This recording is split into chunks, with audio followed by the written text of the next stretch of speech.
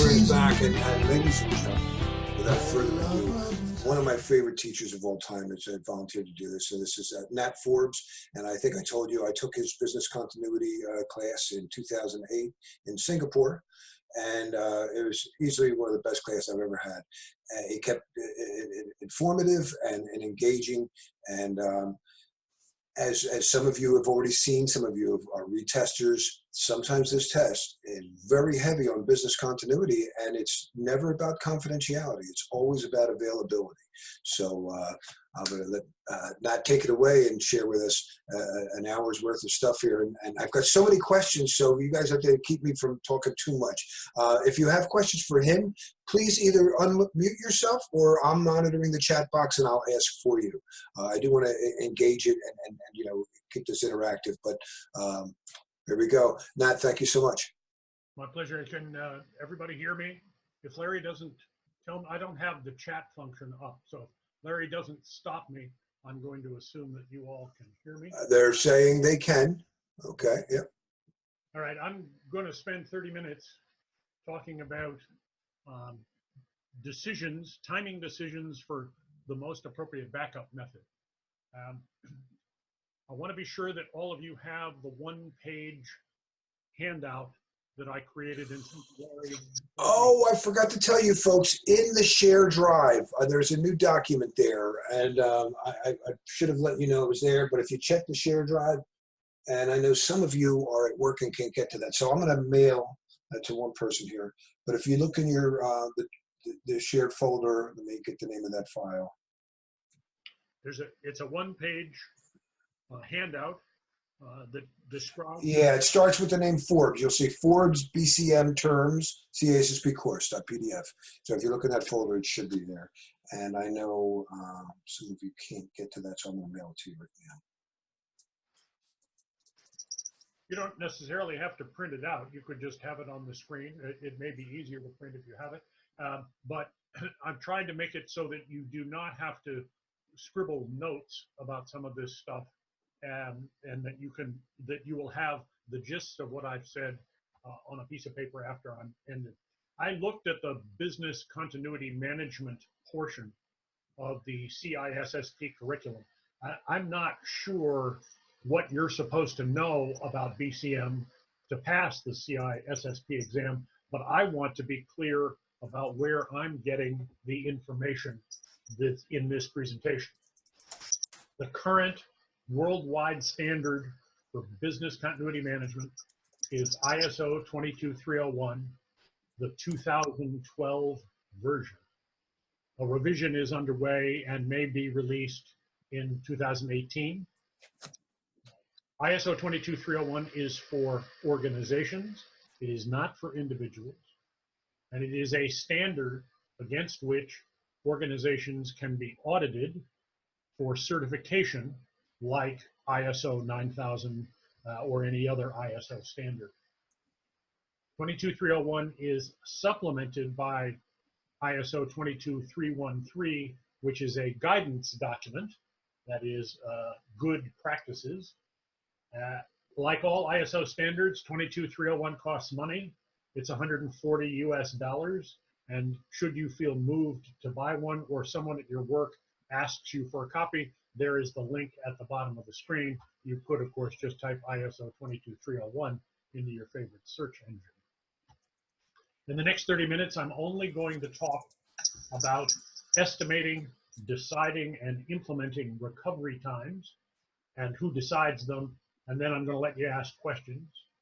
In the CISSP curriculum, these terms are very important considerations in the parts about, quote, choosing the right backup method, which is, I gather, a part of the exam. I'm going to use these four terms from ISO 22301, and all four of them are on the handout sheet. They are standard everywhere in the world now, and business continuity people that you might work with will also use them, no matter where you are doing that work in the world.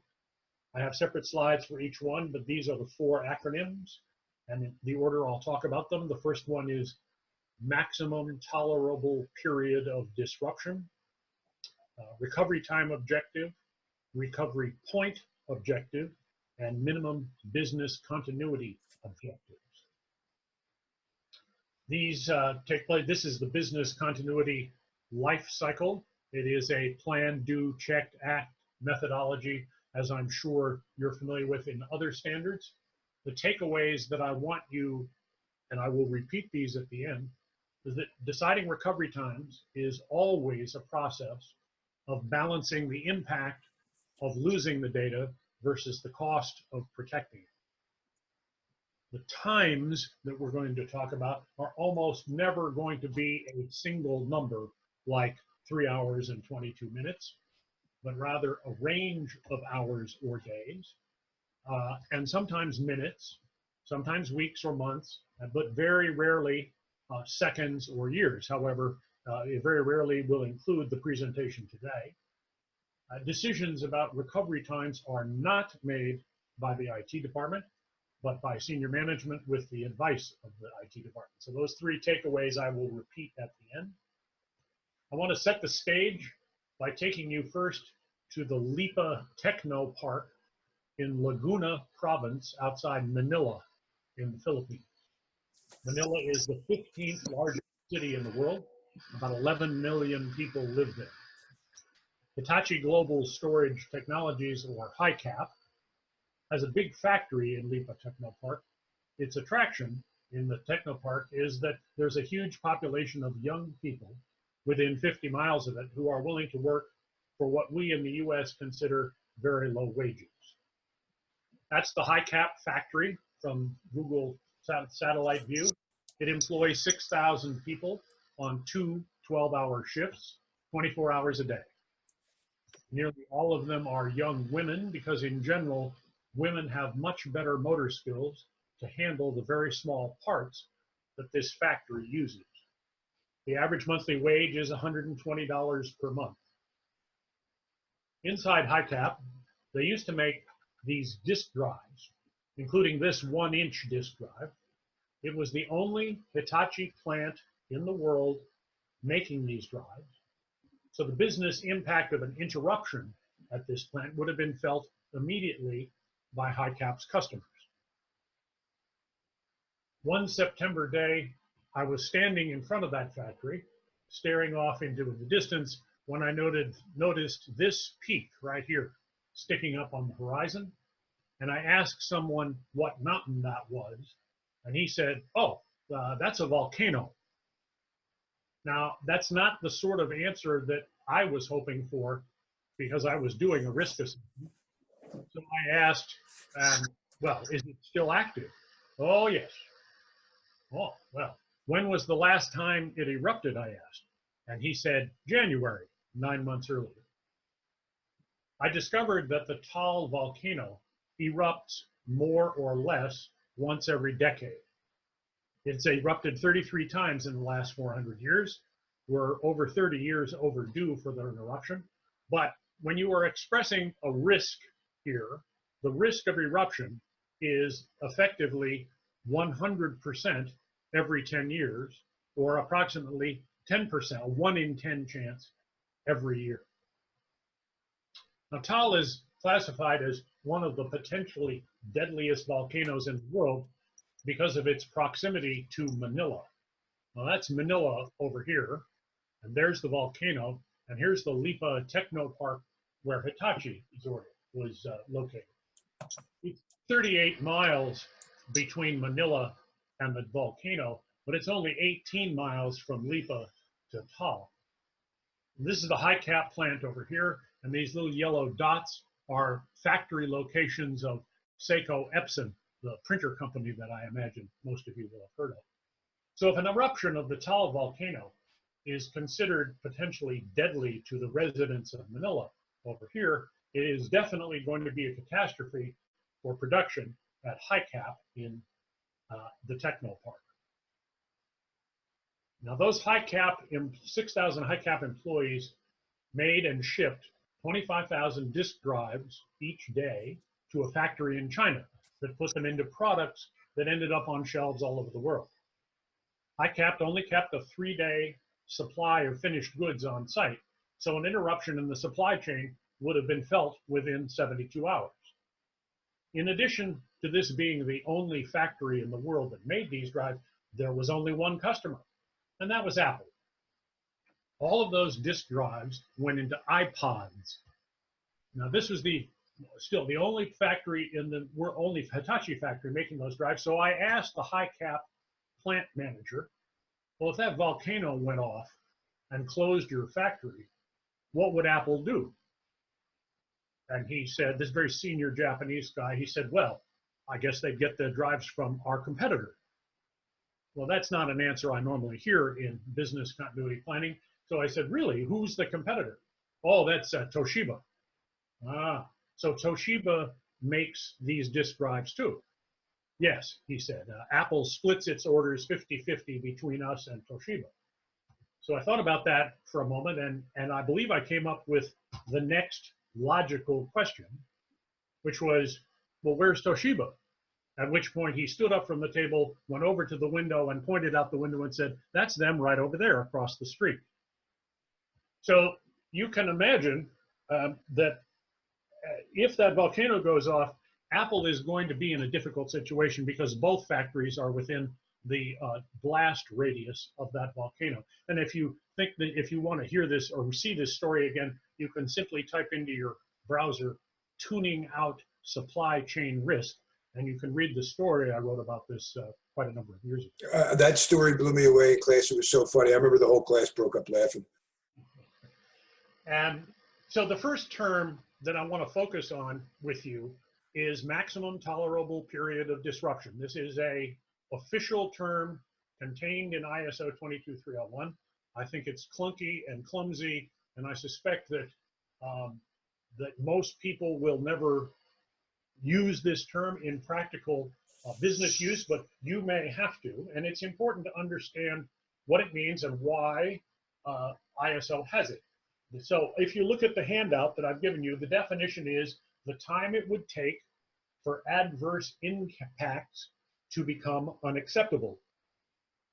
This is quite vague. There is also, just above it in ISO 2301, the definition maximum allowable outage, which is the same thing as maximum tolerable period of disruption.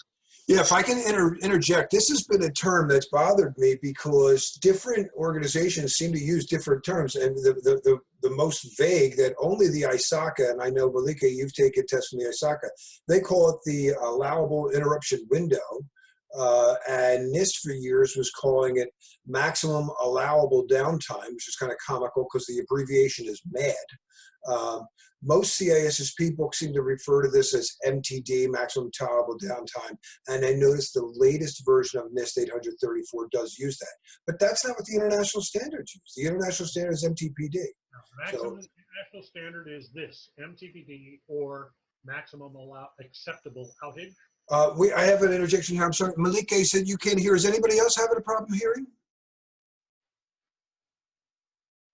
John said he tried not spitting out water on that last one, so I imagine John's hearing it fine. Are you okay? Everybody okay? They're not replying back yet. I hear now. Okay. All right. No, everyone's hearing okay. All right, go ahead. So here's what I want to know. What, in your opinion, given the Hitachi story and the volcano, what's the maximum tolerable period of disruption for Hitachi's factory?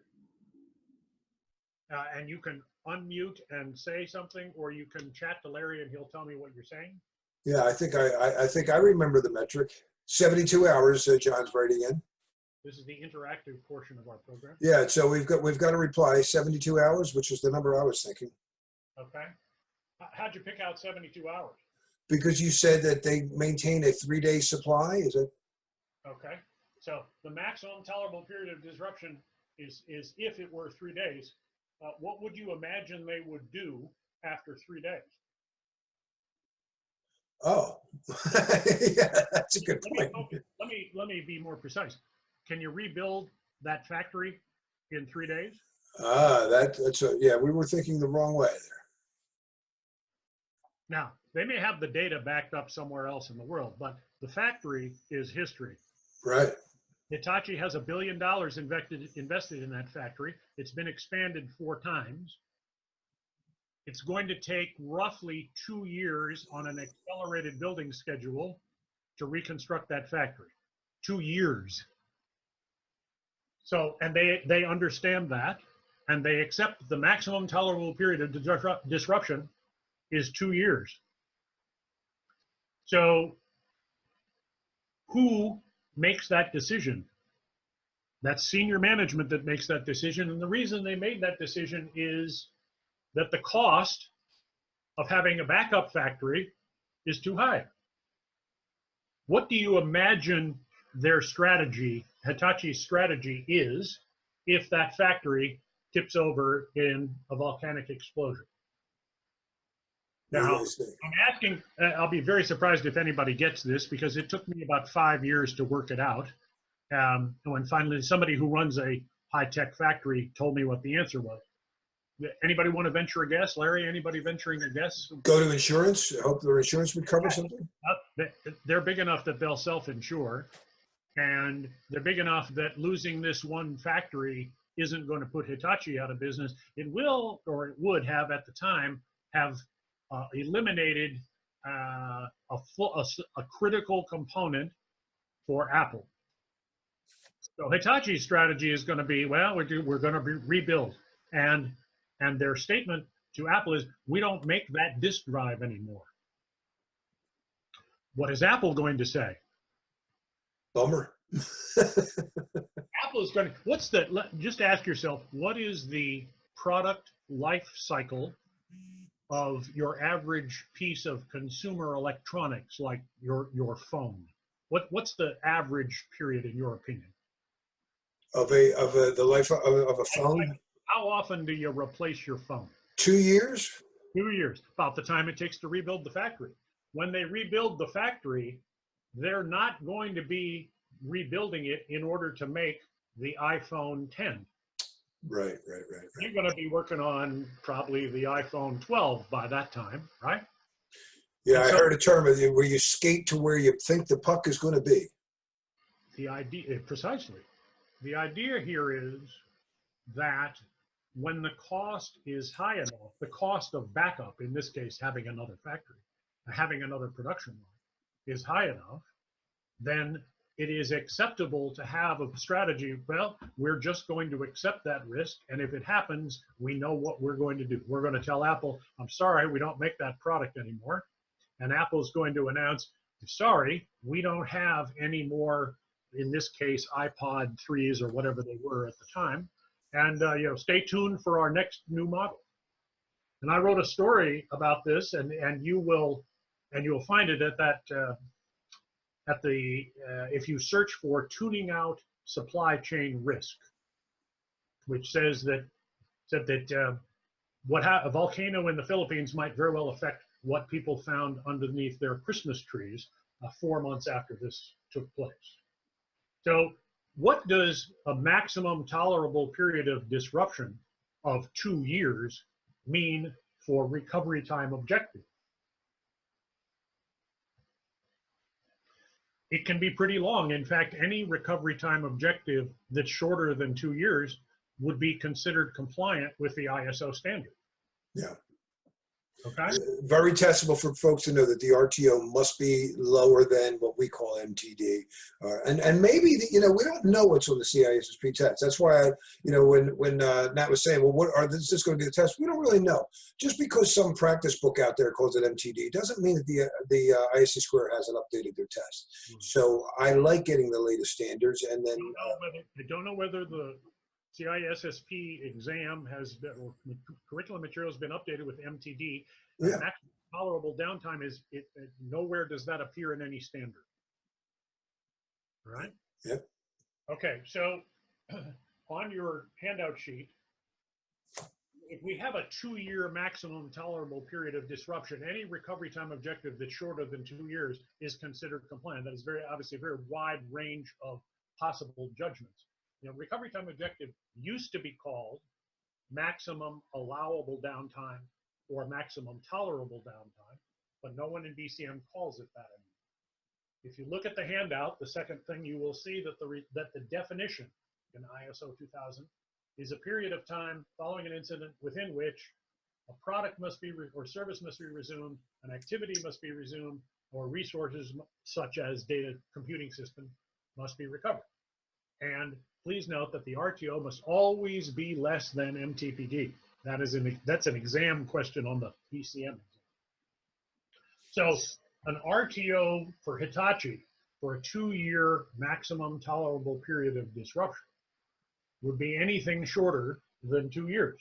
So 5 days and 9 months and a year and a half would all be considered reasonable recovery time objectives that comply with the standard. That the management's decision would be based on other factors than whether or not it's considered good practice. Now I'm going to take, I'm trying to keep this within 30 to 35 minutes. I'm going to now take you to the other extreme of recovery time objectives. So the maximum tolerable period of disruption for Hitachi was 2 years. And in theory, a recovery time objective for something at Hitachi could be as long as 1 year and 364 days and still meet the definition. We're going to go the other way now. An RTO that is much shorter than Hitachi's and one that might be measured in microseconds. So the Singapore Exchange, SGX, runs the securities and derivatives trading in Singapore. There is no longer an open outcry trading floor that you may remember from the New York or NASDAQ stock exchanges, guys in red coats screaming at each other. It's all entirely electronic trading. They compete directly with the Hong Kong Stock Exchange, which is much larger. So 8 years ago, SGX announced the fastest trading engine in the world. It's going to spend $250 million on it, and it is 10 times faster than the closest competitor. The average order response time was 90 microseconds, door to door. So a door to door in securities trading means from the time that they received an order from a broker, found a matching order for either someone who wanted to sell if you were trying to buy, or someone who was trying to buy if you wanted to sell, found a match and responded and gave notification back to the trader, is going to happen in less than 90 microseconds. I've done the math for you. That's approximately 10,000 transactions per second. So in order to back that up, they obviously recognized that that was critical. They had an EMC synchronous remote data facility backup. They have over here a primary data center, a secondary data center, both in Singapore. In theory, with SRDF, EMC says no transaction can be lost. No matter what time, when you kick the power cord out of the wall, figuratively, somewhere in between the two systems, there is a record of the fact that a transaction would take place and it is recovered. But if, for example, the engine somehow failed for just 1 second, 10,000 customer trades could be lost. So what would you say the recovery time objective should be? I'm listening. Guys, what do you think? 10,000 transactions per second, did you say? I did. 10,000 transactions per second. I think they were intimidated to even try. I would think the recovery time objective would be a few microseconds. Few microseconds. Okay, fair enough. The idea is that you're cashing out your IRA and you're selling all the securities that are in your IRA, and all of a sudden the one transaction that has your life savings in it just goes somewhere into the ether, right? It's one of 10,000 transactions in that 1 second that disappeared. Is that acceptable? No. Not to you, right? And probably not to your broker, and probably not to SGX. So are we suggesting that the recovery time objective, that is how quickly the system should be brought back, is 100 microseconds or 1 second? Right? Oh, I'm thinking recovery point.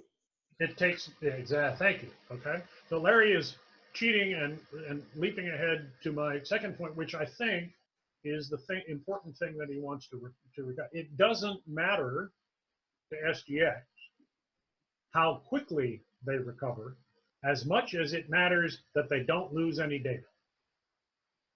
And that's called a recovery point objective. Now, I need to give you one more slide to put this into the picture. Both that primary, let me back up just to make sure you see this. Both that primary data center, that's this one over here, and the secondary data center are in Singapore. And Singapore is an island, it's only 35 miles wide, the whole island, the whole country. To put that in scale for you, the red circle here represents the 142-mile length of the impact on the Gulf Coast of Hurricane Katrina. It's plotted here. Here's the 142 miles right here. It's plotted as a radius with Singapore in the center of it. So depending on which way the hurricane, we don't have hurricanes, we have typhoons in the south of the equator, of course. Depending on which way it came from, in theory, the devastation area could be anywhere inside that red circle, with all 35 miles and both of the primary and secondary data centers located on this red star right here. Yeah?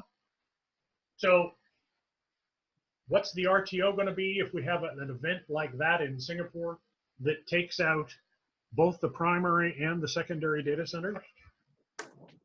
The recovery time objective is going to be pretty long. I can go into some length about why that would be, but let's remember that after 9/11, the New York Stock Exchange opened on the following Tuesday, 1 week after 9/11. And it wasn't because it was in part because they had damage and they had to make sure that they could open on time.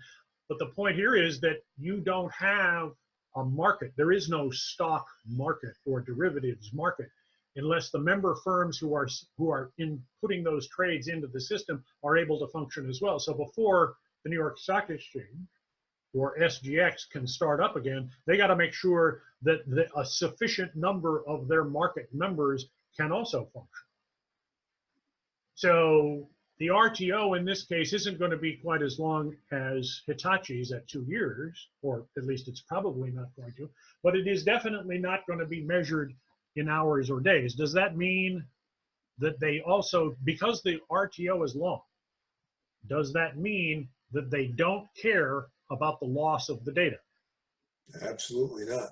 Of course not. In fact, they care a great deal about it. And what they care about when they're saying that they want to protect their data is they want to make sure that whenever they reopen the market, that every participant in the market, every brokerage firm is starting from exactly the same point in time, no matter what that time is. After 9/11, the New York Stock Exchange started as of the opening of trading on Tuesday, 9/11. So there was an hour, let's see, the first plane hit at 8:45. If I'm not mistaken, the market opened at 8 o'clock Eastern time. So there were 45 minutes of transactions that the New York Stock Exchange said, well, we're eliminating those. We're all going to start from 8 o'clock in the morning on Tuesday, September 11th, only we're going to do that on Tuesday, September 18th. That is, the recovery point objective was 8 o'clock on Tuesday morning, September 11th. We were willing to lose or ignore approximately 45 minutes worth of data before, or probably longer because the plane didn't fly into the stock exchange, at least 45 minutes worth of data, right? So the most important consideration for SGX and for the New York Stock Exchange, and in fact for other companies, is not so much how quickly we're going to be able to get back in business, but how much data we are willing to accept that's lost in order to have a common shared recovery point or recovery point objective. Is that? Yeah, Matt, it's a great thing I like to illustrate to our students. When we on day one and we categorized our data and we looked at availability options, and we had maybe at a very simple level had high, medium, and low. Consider how many of us do nightly backups. Do you think that would have been for this trading organization okay to restore from last night's backup? Well, as it happens, I'm about to handle that with you. Oh, nice segue. If you're SGX and your two data centers, primary and secondary, are both located inside that red star right there, and you want to be sure that you have the data for a recovery point that's 7 days old, for example, a week ago. How or where would you store that data? And I'm asking this, as I understand the question on the exam, is what's the appropriate backup strategy for that data? Other than the $1 million that they spent on the EMC SRDF capability between the two data centers so that they would never lose a transaction in flight. But we're all both inside the danger, inside the zone. So guys, what do you think? What should they do? They should probably put their data off-site somewhere. Got to be outside that red circle, right? John says overseas. And matter of fact, Melbourne, Australia. Melbourne, Australia. Yeah. In a data center, in a vault. Yeah, and 9/11, there was a lot of people. So their alternate data processing facility in Building 1 was in Building 2. What's the appropriate medium on which to send the data to offsite storage in Melbourne, in your judgment? Sorry, does it have to be done online? You understand, we're talking about a lot of data here, right? Yeah. If you have 10,000 transactions per second by an entire trading day, that's a lot of transactions. Do we have to send it offsite electronically? And what did you say their RPO was? 7 days? Okay, sure, a week. Oh, no, I guess it does not. Doesn't matter how quickly they need to have it back. They know that they're not going to want to get the data on this medium. They're not going to want to get it back quickly. They don't care. Federal Express 3-day delivery will be fine because they're not planning to be back in business in 3 days. They're planning to be back in a week. So the data was backed up on tape, and a carton of tapes was sent to this vault in Australia every day. Because the recovery time was not as important as the recovery point. And the recovery point, the tapes would allow them to choose a recovery point anytime in the past, anytime since that tape was made, and to tell everybody in the market, we're going to start as if it were 1 o'clock or 1:30 p.m. on Wednesday afternoon, May 23rd.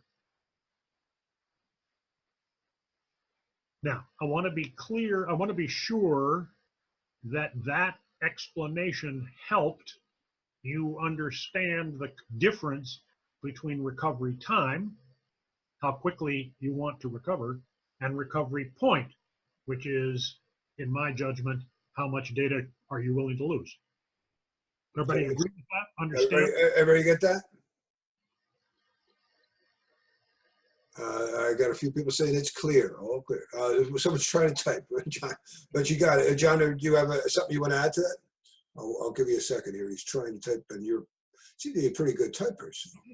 On mute, you can. If you, do you want to unmute yourself and talk? You're welcome to do that as well.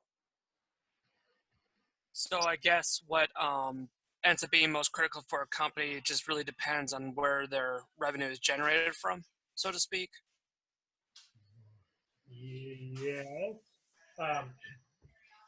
You understand? Sorry, I'm trying to figure out a way to word it. Well, I think what you're saying is the recovery time objectives are based on business objectives, and so a recovery point, but they can be vastly different. If you know that it's going to take you weeks to rebuild your facility, that doesn't mean that the data that you're willing to get could be weeks old. You might say, no, at the time of the impact, I don't want it to be more than, in this case, 7 days old. Or maybe in some cases, it's I don't want it to be more than a day old. With cloud computing and distributed processing, there are probably now offerings where it's less than a second old. But of course, you're going to pay for that. Revenue is certainly a measure, and one that I would assume most any company management would consider. In this case, you understand how a stock market works. XDX gets a fraction, a very small percentage as a transaction fee, no matter what the notional value of the trade. You're selling 10,000 shares of United Airlines. SGX doesn't make that money. Sure. SGX paid 47 cents or whatever it is for doing that transaction. The point here is, yeah, of course they care about getting the 47 cents, and if you multiply that by 10,000 transactions per second, that's going to run into some money. But the issue here is they can't make the decision by themselves, because they may be running, but if none of their 50-member market firms can function, because all of their data centers are also in Singapore and also wiped out, it doesn't matter what SGX does. That nothing is going to happen until some critical mass, 50% or 60% or 70% of those brokers call up SGX and say, oh yeah, now we can function, which is what the New York Stock Exchange was doing after 9/11, calling up all the member firms. Are you okay? Can you function? Does that answer your question? John, he thinks. Another thing that we want to consider, certainly for our test as well, but a lot of these decisions are actually made by law and regulation per the business area you're in. So that might help you, yeah, like SOX. So we know when we have a development life cycle and we start with project initiation, that's when management sets the basic goals and the scope, including timing and schedules and budget. One of the things that would change a management decision is a change in law. In fact, I find that that's along with a couple other things, but for now, we'll just say a company's business continuity policy is often driven by law, because they don't want to spend money on it if they don't have to, but sometimes the laws go, no, you have to. If you're a publicly traded company in the United States, you have to provide some way to reproduce customer data. I agree.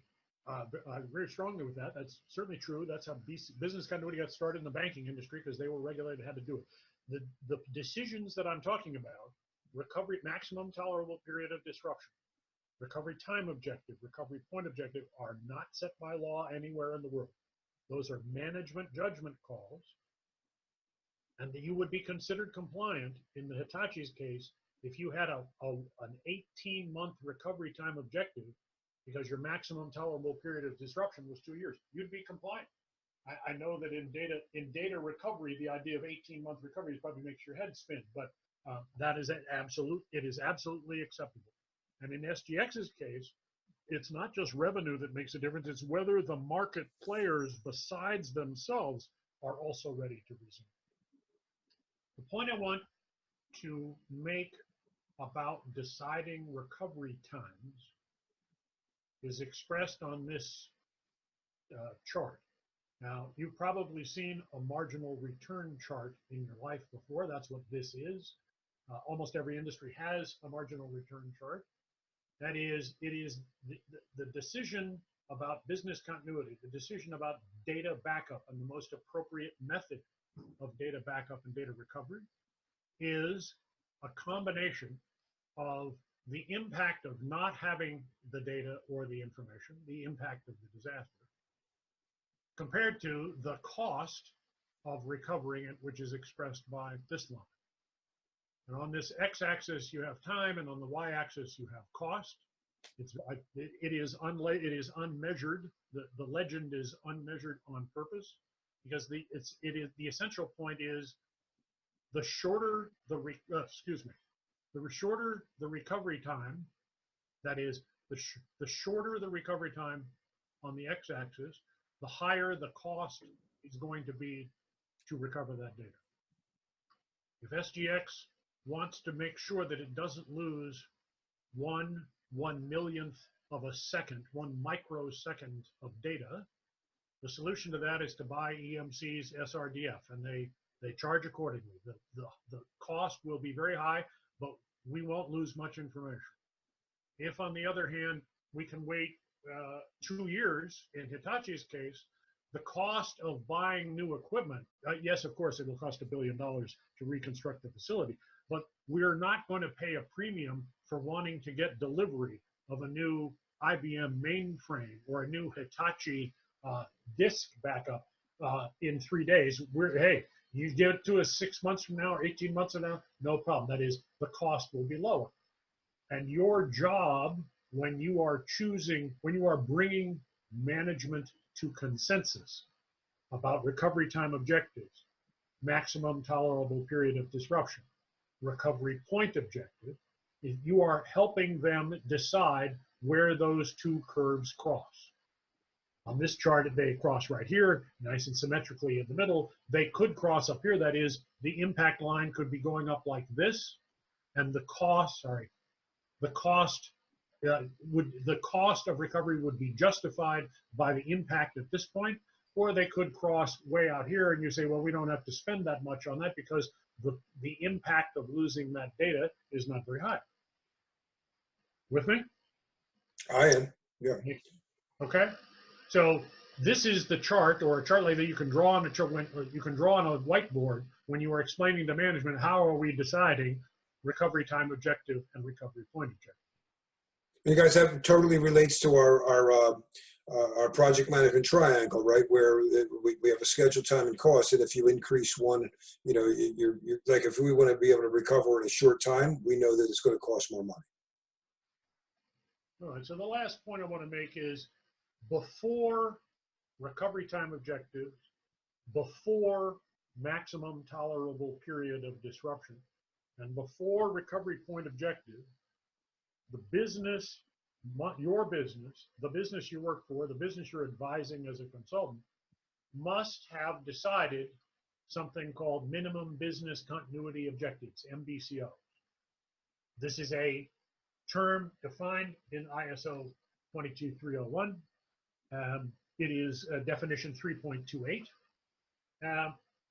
And who should make who makes these decisions about MBCOs? Is it the IT department? We know, right, guys, we know that's never the truth, never the case, right? Everybody already knows that it's not the IT department. This is senior. Yeah, we know that we sometimes use terms of data custodians and data owners, and the data owners tell us the objectives. The data custodians do what they're told. They meet those objectives. That's exactly right. Now, my experience is that if you go to senior management and say, what are our minimum business continuity objectives, some of them will look at you like you have two heads. You will know that that organization probably is not compliant with ISO 22301, and in fact may not have a business continuity management program at all. Minimum business continuity objectives are set at very high level. They are, let me dream up an example. We want to be able to answer the customer service telephone within 1 hour. No matter what happens, we want to be able to answer the telephone within 1 hour. If you're Amazon, I reckon the answer, we do not want ever to not be able to answer the telephone. All right? Yeah. However, whatever you're choosing, those statements drive later decisions down the road about maximum tolerable periods of disruption, recovery time objectives, and recovery point objectives. But the decision starts at the top with management choosing minimum business continuity objectives. Now, would you say that these are basically talking about our service levels, and then which are going to lead to supplies to drive those service levels? In my experience, MBCO should fit on one page, one side of one page, right? And you have sale, systems, customer service, warehouse. I mean, I don't know how your organization would break it up, but they would. When I think of an insurance company, which is the kind of company that I served a lot, you'd have sales of policies, you'd have claims, and you'd have payouts, right? And an insurance company makes its money by taking your premiums and investing them and making money on the side. They lose money, at least in theory, by paying out claims, which is why sometimes they hang on to that check a little longer than you would like. But if you say, okay, there's sales, there's claims, there's payments, and there's investments, management would have a statement of its business continuity objectives for each of those 4 areas. We want to be able to resume sales in 3 days. We want to be able to accept and receive and process claims within 1 day. We want to be able to make payments within 8 hours, and we want to be able to manage our investment portfolio within a week. I'm dreaming those up. Those are very high-level business continuity objectives. And if you know those, then you have a sense of what the maximum tolerable period of the disruption can be. If we want to make payments within 8 hours, the maximum tolerable period of disruption for payments is 8 hours, which means that the recovery time objective for payment has to be less than 8 hours. And that means that you have to have an appropriate backup system, an appropriate backup method and location, et cetera, et cetera.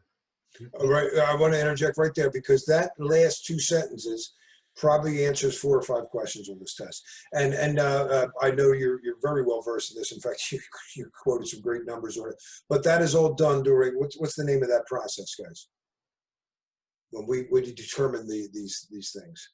Very testable term. If you get the heavy one on business continuity, it'd be called the BIA. Yes, the business impact analysis. Business impact analysis. That's right. Exactly. Which is a whole. I teach a course on business continuity. It takes 5 days. Larry attended it. I'm sorry, I'm not able to cover the whole subject in 30 minutes. no, but let me give you. I'm going to leave you with.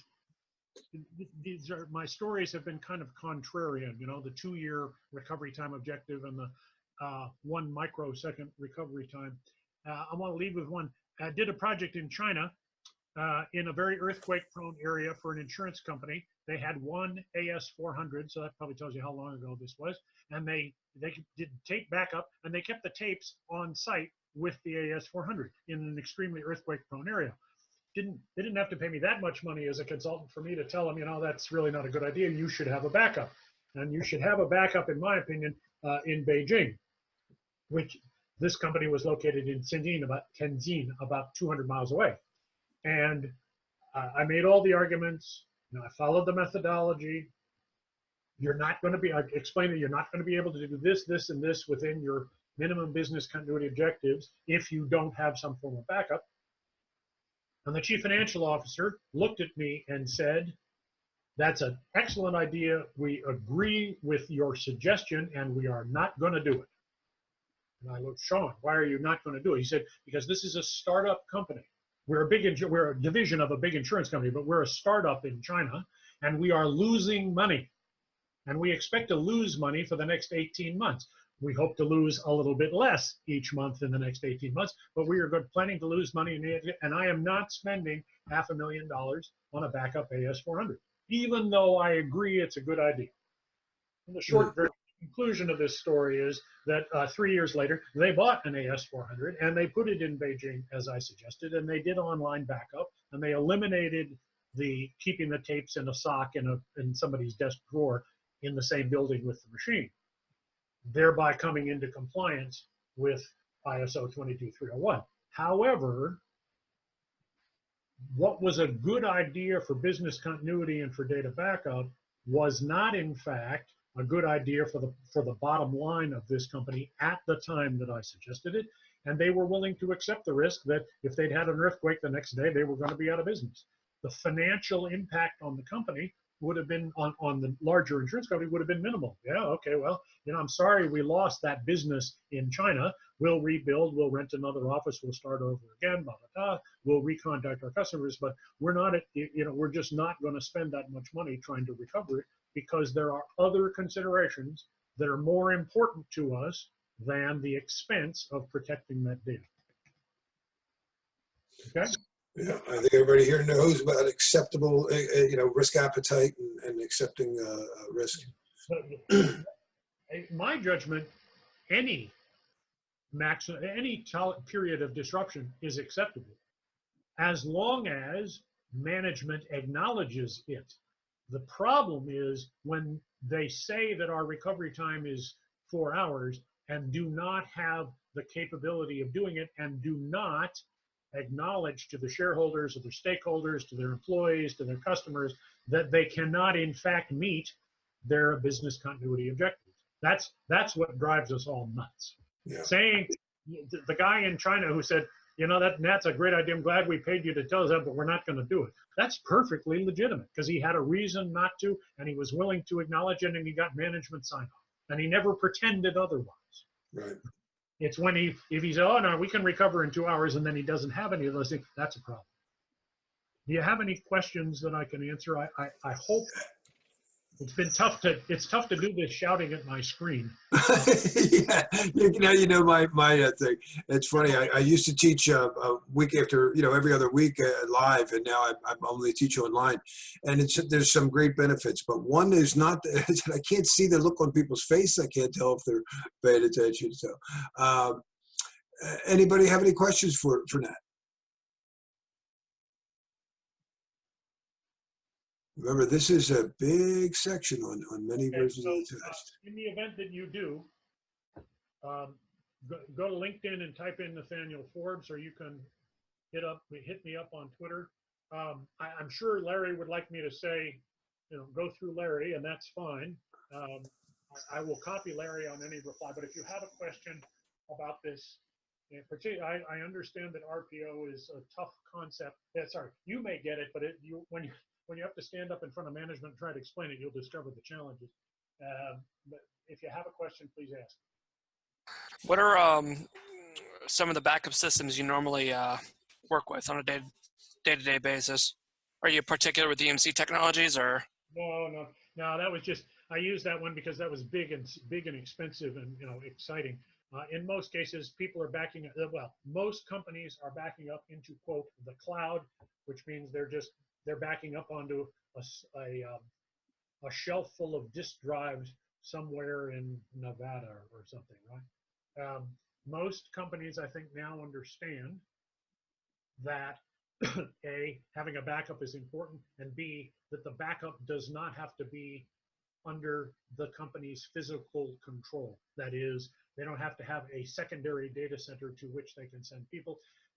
In fact, I hope I'm not digressing too much. In the case of SGX, the IT department is located in India, which is 5.5 hours away from Singapore. There are very few actual IT people in the SGX building. Their data center is not in the building. Primary data center is not in the building. Secondary data center is not in the building. The IT department is not in the building. Everything takes place over long distances, over high-speed lines, except making those tapes. Now, I hasten to say that the last time I talked to SGX about this was 5 years ago, and it may be that now the cost of transmission has been lowered sufficiently that they can transmit that data to Melbourne, Australia each night. I have no idea. But at the time, that was not necessary. So I only asked because I guess before I got there, the recovery time and point objectives were sort of made before, I guess without IT, and a lot of things they did not consider were how long it takes to, like, because what we did was we had net backup, Fairhouse net backup writing to an EMC data domain. They did not take into consideration how long it takes to back up or how long it takes to restore those files or anything like that. Sure. And that's why tape, well, I mean, there's nothing wrong with tape. That still works. But it's unlikely to be able to meet very short recovery time objectives. Probably no problem meeting recovery point objectives as long as they're sufficiently long or large. We got a question from Linke. Where are you supposed to keep the plan itself, your BCP or your DR disaster recovery plan documentation, soft or hard copy, and where do you suggest keeping that? Sorry, so the actual plan to do recovery. You obviously don't want the plan only sitting in the building that burnt down. So I know the CISSP general answers, but I'm just curious what you suggest. Unhappily, I can't give a single sentence answer to that. Okay. And first of all, if possible, I don't want it in print at all because nobody's ever going to look at it anyway. And when they do look at it, it'll be certain to be out of date because it was in print and nobody looked at it. So I first want it online. Second, there isn't going to be one BCP document. There's going to be a separate BCP document or file for every department, possibly every function. In the accounting department, there's going to be one for accounts payable. one for accounts receivable, if only because the recovery time objectives for paying out the money are going to be significantly different than the recovery time objectives for getting in the money, right? No, that's a very big test objective. So you just said something very important to them. You're going to have several different files. Not everybody needs to have access to all the business continuity plan files. And thirdly, I would say the best place to have it, the best form in which to have a plan is a checklist. Let's see, I think I should say that 20 years ago when I first started in BCM, the theory was you must write down how to do a business process, accounts receivable or accounts payable, in sufficient detail that somebody who's never done it before could do it. Well, okay, that sounded great. As it turns out, no company on the planet is going to put you in charge of accounts payable after a disaster, unless some of you are accounts payable clerks that I don't know about. So there was no point in writing down how to do accounts payable. The only part that you needed to write down was where and how are you going to do it in an emergency. And that is a significantly shorter list than how to do accounts payable. And as it turns out, if you have it in a checklist format, then anybody can have it on his or her mobile phone. And the companies that sell the software that do this, that do business continuity plan, they'll host the plan files for you and make them available on people's hand phones. You never even have to think about where is the data stored. It is definitely not going to be stored in your building or in any system. I don't know what that was. I hasten to say I am no fan of business continuity software. Oh, is that right? Because let's see, what's the shortest way to say this? No one is going to learn how to use a separate piece of software for the odd 1 in 100 chance that they might need it for 5 minutes someday in a disaster. Which is kind of like the big challenge with business continuity planning in general is that, you know, it's like planning for a fire. Who wants to buy a fire extinguisher when the chances they're going to use it are very, very low, you know? Buy a fire extinguisher because the fire marshal won't give you permission to be in the building without doing it. Well, that's what I said. Law drives it. Yeah, law drove that. For not having a business continuity. Yeah. Yeah. All right. Well, we're coming to the end here. So, and I see one other thing. So, John, you had a question in regards to location of having multiple areas that you have to remember. Everyone has to have the most recent copy. So, apparently somebody had a very tough question with the test about. If it's stored in the cloud, whether the cloud, the host of the cloud is in a data center you manage, or in a data center that somebody else manages, if you have it in the cloud, all you need is access to it. You don't. Right. Yeah, you know, it's funny you were talking about the software that it drives it. I was actually in, before I took your class, I had a less than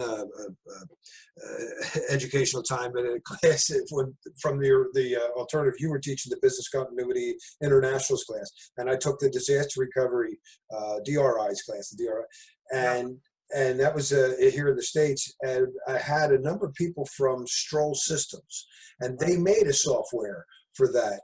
And it was pretty funny. I have a lot of DoD students, so they were telling me, "Oh, this is great. We're like an enterprise resource planning system. Whenever there's a change in one of the process areas, it gets auto updated, and we suggest you come in with an encrypted thumb drive, and it'll always push down the latest copy on your thumb drive." My students laugh. They go, "Well, no, I use thumb drives." So LDRPS is still the standard. That was owned by SunGard until just about 2 weeks ago. SunGard has sold the software division to another company whose name I have now forgotten. I'd just like to point out that the entry level start for LDRPS, the BCM software, is $10,000, and if you're an enterprise, it's going to cost $100,000. And I'll challenge you that it costs justify $100,000 for BCM software. I have found over many years that Microsoft Word and Excel do just fine. That's awesome. That's awesome. Maybe Google Docs too now. All right. Well, yeah. Larry, tell me, you said you told me how many people you had in your class, but on my screen I see 34 people listening to this. Are there homeless people joining your class or what? I see 11. Yeah, okay. I wish I had 34 people in my class. 34 chats. Okay. There you go. All right. Well, Nat, thank you so much. I really appreciate this. I hope that some of you learned about it, and I hope that you knock the cover off the ball on your exams.